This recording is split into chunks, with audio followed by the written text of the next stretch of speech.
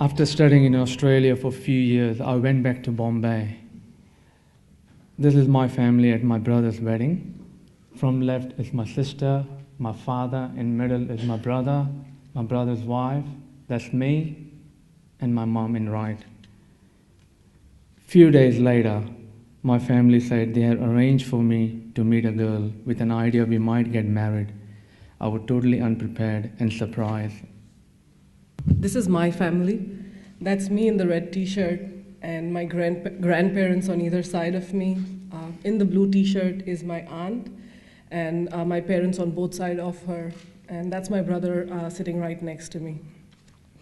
I had always agreed to the idea that it would be my parents who would select the groom for me.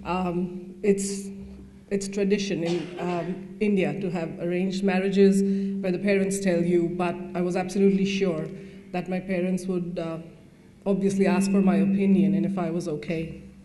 One fine day they come up to me and they told me that they had found a boy, Rupesh.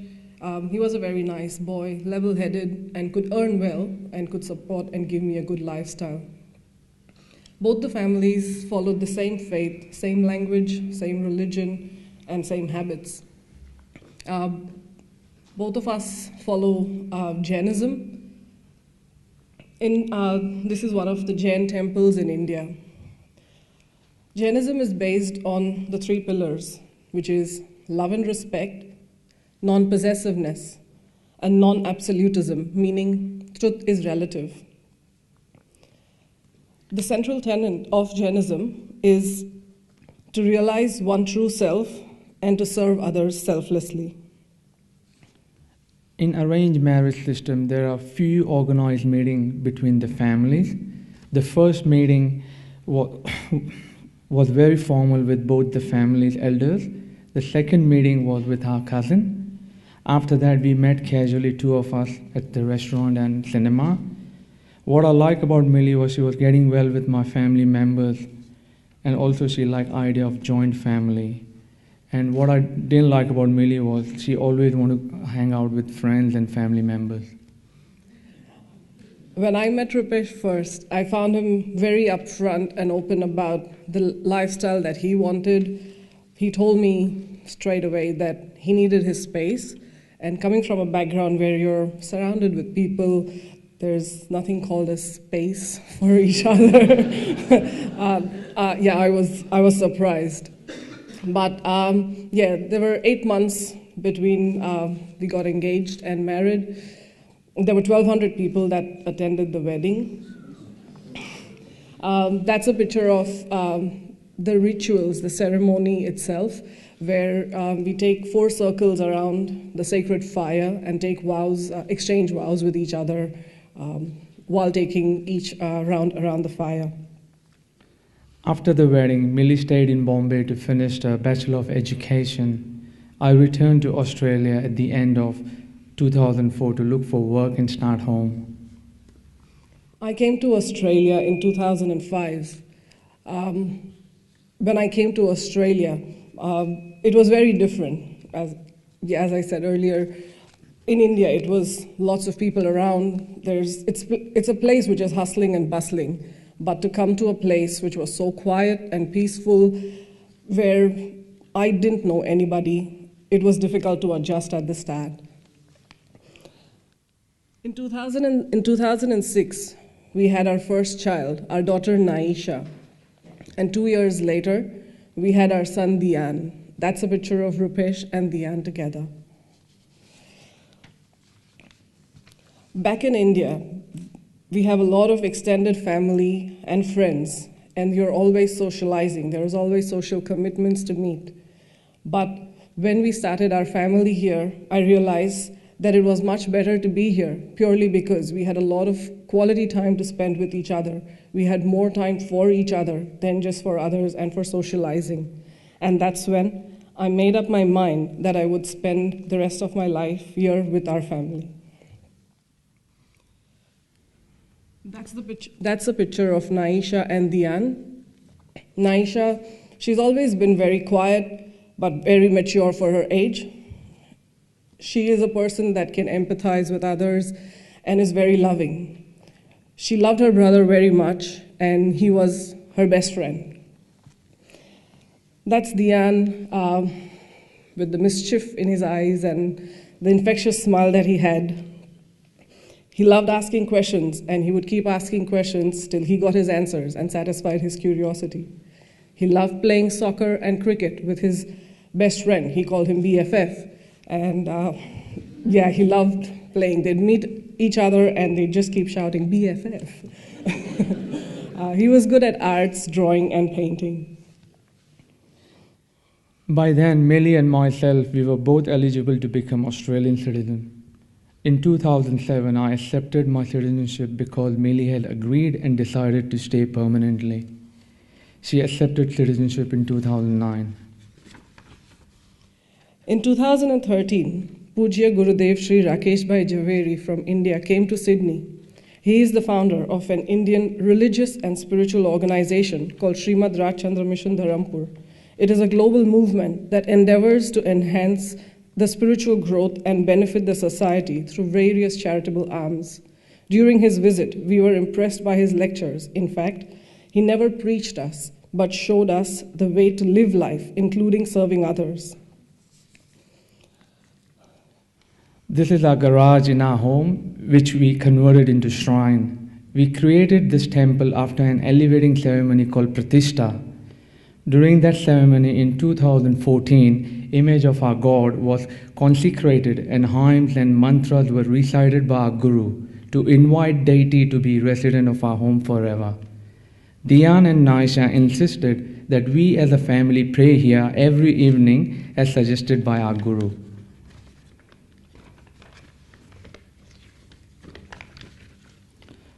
One day last year, driving kids home from Quakers Hill Public School, they were giggling and talking, and I knew they wanted to talk to me something. They waited till their mom came home. They asked me if could see my driver's license. They asked me why I wasn't an organ donor. They love to prove me wrong. At school, they have learned about organ donation. They asked me why I didn't want to help people. I said, I love my organ.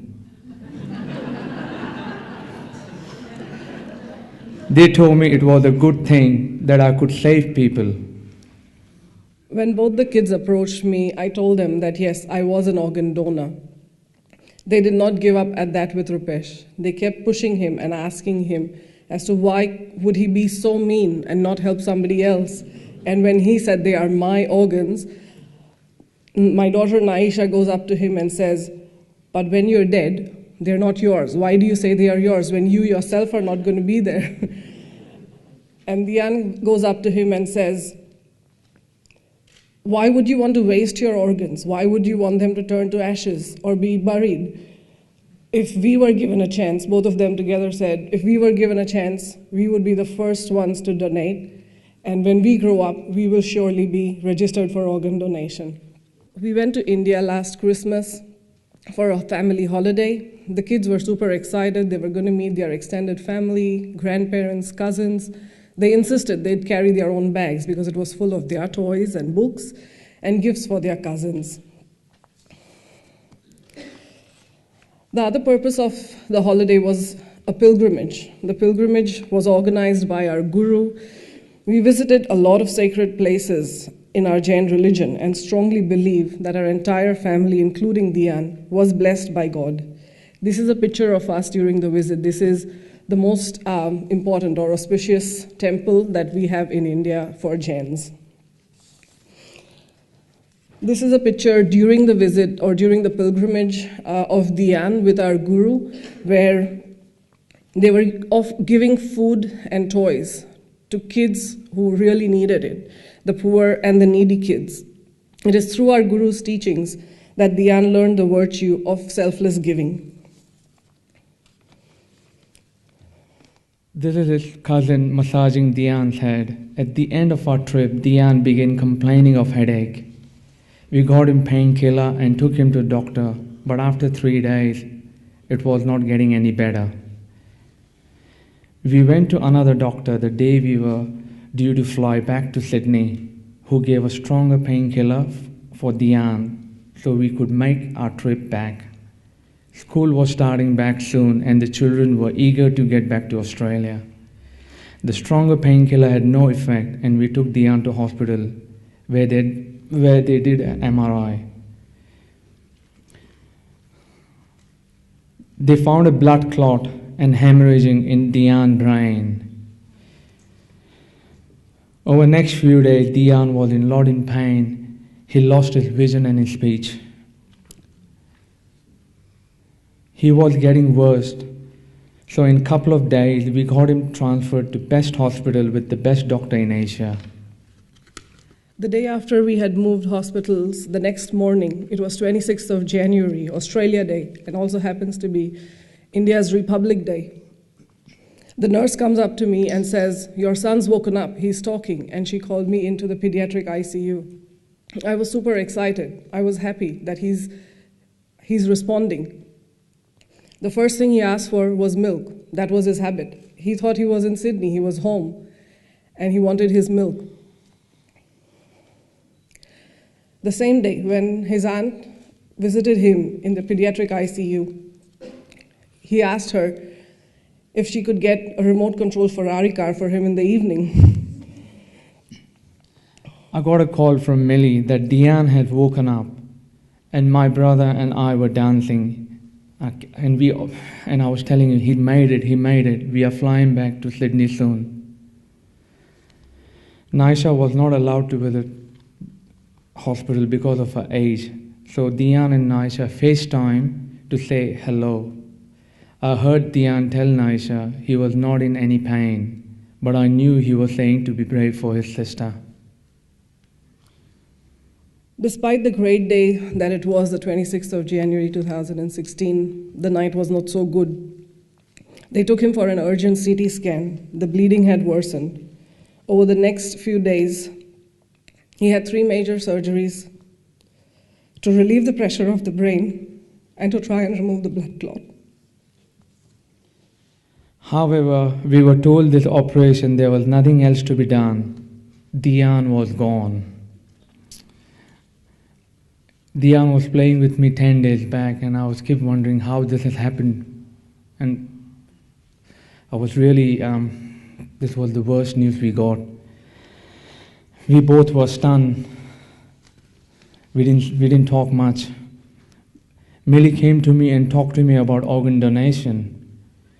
We had a long conversation and I was resistant. She was sure, and also so we decided to approach the staff at the hospital to see if it was possible. The counselor at the hospital was surprised and wanted to know why we had approached them.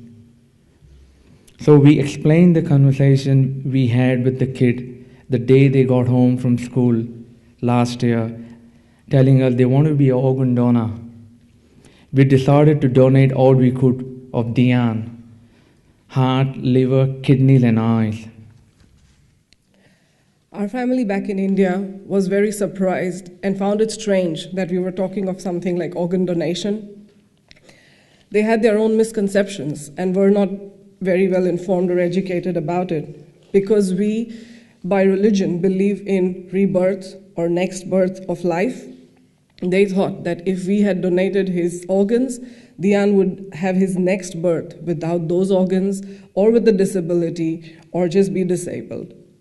But both of us, Rupesh and myself, since we had made up our minds, we told him that that was all rubbish. That was just not true. Our religion talks about giving and donations, and it teaches us about giving selflessly. And what better donation than donation of life? Dion, through his spiritual teachings, had learned to give selflessly to others. As hard as it was at that time to think about anything else, it made it easier, a lot more easier, to take the decision and stick to it, purely because in my heart I knew it was Dion's last wish. He wanted that to happen, and I was there to make it happen for him. Dion became the youngest multi-organ donor in India. Our spiritual leader supported us through the most difficult period in our lives. He guided us through the entire organ donation process. In memory of Dion, a worldwide organ donation drive was launched by our organization. What could be a better day than the Valentine Day to start a drive inspired by selfless giving and unconditional love? More than 3,000 people pledged to be organ donors simultaneously. There is very little awareness about organ donation, not only in India, but also amongst the Indian community in various countries, including Australia. Following this event, we have been ably supported by our organization to spread the message of gift of life. It was only on this day that I could see the other side of the story. Till then, all I could see was my grief and my loss. But when I found out about the stories of the recipient families, that changed my mind. Throughout the time that we were in the hospital, Rupesh and myself kept talking to each other about one miracle. Let's pray for one miracle. We are all waiting for one miracle to happen. And that's the day when I realized it wasn't one miracle. It was 4 miracles that God had granted to us. Dion couldn't save himself, but he saved 4 other lives. What happened to us was inevitable, but what happened after was beautiful.